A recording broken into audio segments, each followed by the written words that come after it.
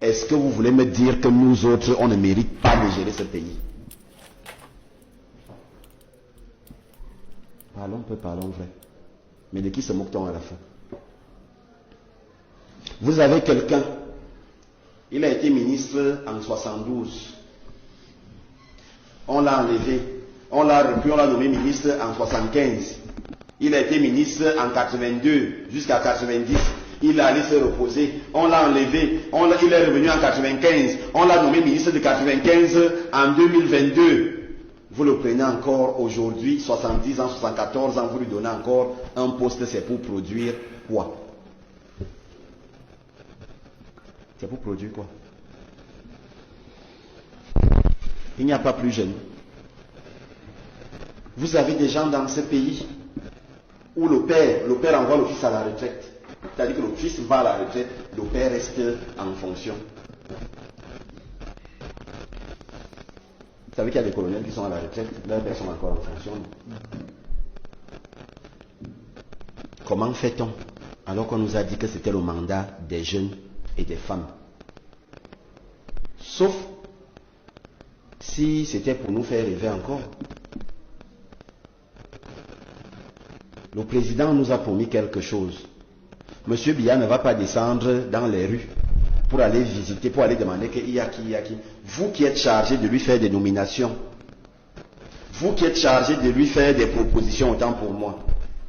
Vous partez prendre quelqu'un qui a été ministre pendant 20 ans. Vous venez proposer au président de la République de le nommer encore. Quelqu'un qui a été directeur général avant ma naissance.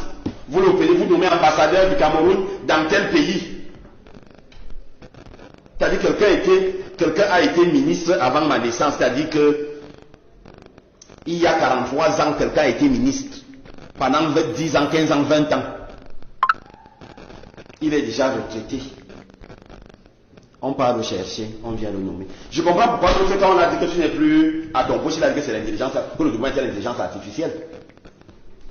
Quand il fallait le remplacer, dans une chambre, il a dit que c'était l'IA, que le président ne l'a pas appelé pour lui dire. À un moment donné, on aimerait bien comprendre. Quand on prend un monsieur de 60 ans, on nomme ministre, on nomme un, désormais ministre, on le nomme directeur général. C'est pour produire quoi? Un monsieur de 65 ans, un monsieur de 70 ans, on le nomme directeur général d'une société dont on veut productrice, dont on veut rentable. C'est pour produire quoi?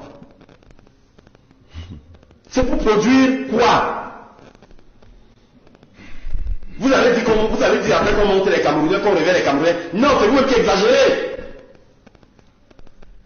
Quand vous faites ce genre de proposition au chef de l'État, vous lui dites que non, monsieur le président, nous pensons qu'il y a quand même tel ancien ministre qu'on peut nommer ambassadeur à tel endroit. L'enfant qui est sorti de l'IRIC, il fait comment? Vous prenez un journaliste, vous nommez ambassadeur, vous l'oubliez, vous dites au président que non, il faut le nommer, vraiment il est avec nous, il vous soutient beaucoup.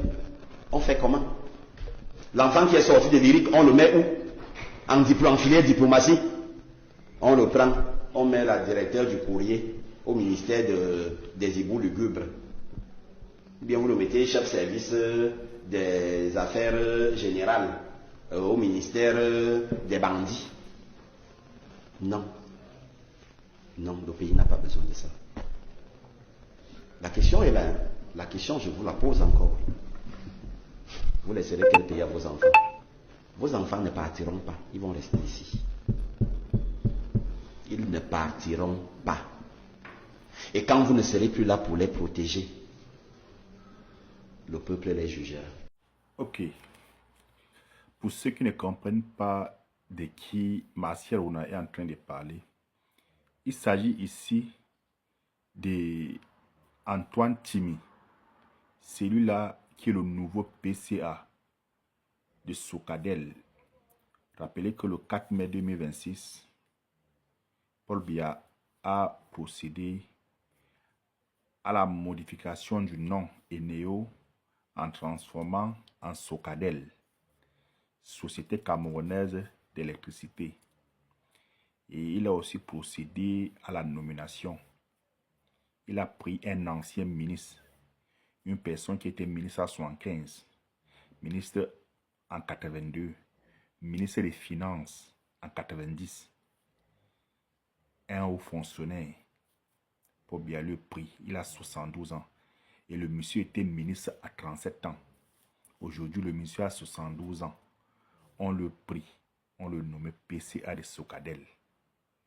Pourtant, on vous a promis que ça c'est le mandat des jeunes et des femmes. Vous comprenez que vos frustrations ne regardent pas Paul Biya à rien.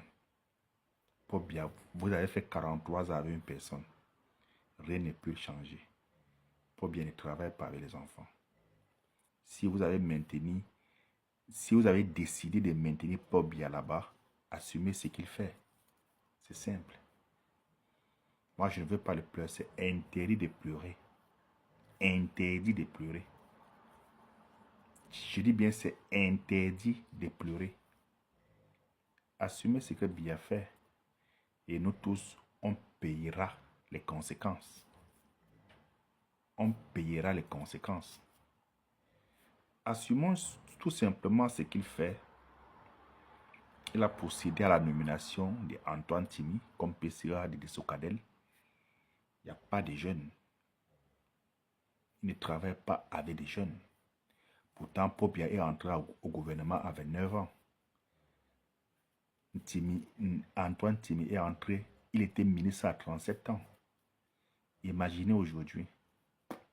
Paul Biya travaille avec ses amis à qui il a confiance. Il ne travaille pas avec des inconnus.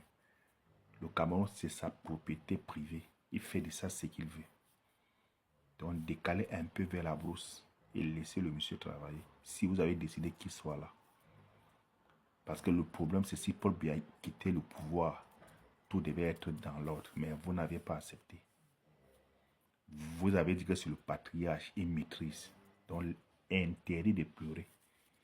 Comme il maîtrise, laissez-le maîtriser ce qu'il sait faire depuis 43 ans.